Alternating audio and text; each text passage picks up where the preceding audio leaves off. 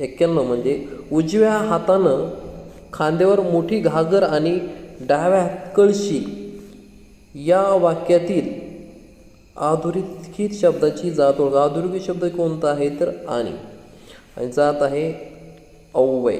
ठीक आहे, ऑप्शन क्रमांक 3. त्यानंतर पुढचा प्रश्न आहे, दत्तू गावातल्या किती घरात पाणी भरत असे तर 20 एक घरात पाणी भरत असे, म्हणजे 20 उत्तर आहे. गावातली मंडळी कोणत्या कारणास्तव दत्तूची चेष्टा करीत असेल? चेष्टा का करत होती? कारण की त्याचं लग्न झालं नव्हते म्हणून. त्यानंतर पूर्वीच्या ग्राम संस्कृतीचे कोणते वैशिष्ट्य लेखकाने सांगितले आहे? अपरिचिताशी सहानुभूतीने वागणे. प्रश्न 95. कोंबडा आरवणे या वाक्यातून लेखकाला कोणती वेळ